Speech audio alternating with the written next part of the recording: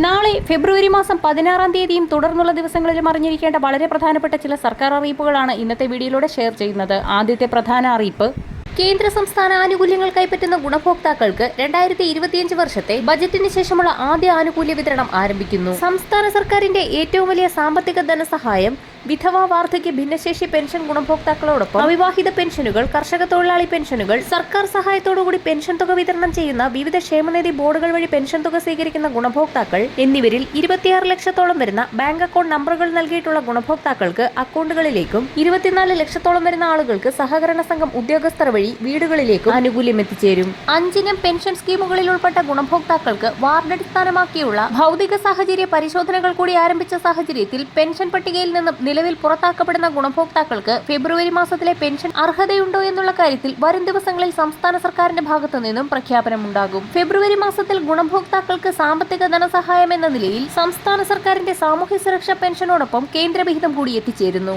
25 ലക്ഷത്തോളം വരുന്ന ഗുണഭോക്താക്കളുടെ ബാങ്ക് അക്കൗണ്ടുകളിലേക്ക് കേന്ദ്രവിഹിതം എത്തിച്ചേരും. അർഹതപ്പെട്ട ഗുണഭോക്താക്കളുടെ ആധാർ അധിഷ്ഠിത ബാങ്ക് അക്കൗണ്ടുകളിലേക്കാണ് കേന്ദ്രം തുക കൈമാറുക.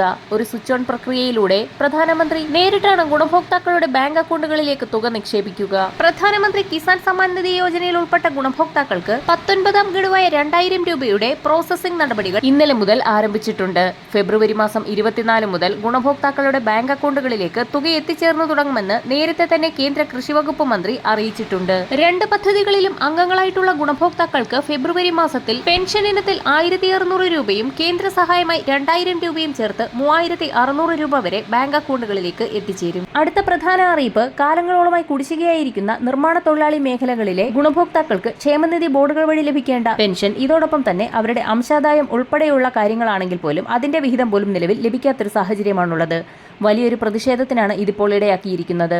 ഏകദേശം 24,000 രൂപയോളം കുടിശ്ശികയായിരിക്കുന്ന സാഹചര്യമാണ് നിലവിലുള്ളത്. ഇതിനെതിരെ ഉടൻ നടപടി ആരംഭിക്കുമെന്നുള്ള സുപ്രധാന അറിയിപ്പാണ് ഇപ്പോൾ പുറത്തു വന്നിരിക്കുന്നത്. ക്ഷേമനിധിയിൽ അംഗങ്ങൾക്ക് ലഭിക്കേണ്ട വിവിധ ആനുകൂല്യങ്ങൾ കുടിശ്ശികയായിരിക്കുന്നതും നിലവിൽ സജീവ അംഗങ്ങളായിരുന്നവരിൽ ഇപ്പോൾ വളരെയധികം അംഗങ്ങൾ കുറവായിട്ടുണ്ട് എന്നുള്ള റിപ്പോർട്ടുകൾ കൂടി പുറത്തു വന്നിരിക്കുകയാണ്. ഈ സാഹചര്യത്തിലാണ് സംസ്ഥാന സർക്കാർ ആനുകൂല്യ വിതരണം നടത്തുന്നതിനുള്ള നടപടിക്രമങ്ങൾ വേഗത്തിലാക്കിയിരിക്കുന്നത്. വരും ദിവസങ്ങളിലെ സർക്കാർ അറിയിപ്പുകൾക്കായി ചാനൽ സബ്സ്ക്രൈബ് ചെയ്യാൻ മറക്കാതിരിക്കുക.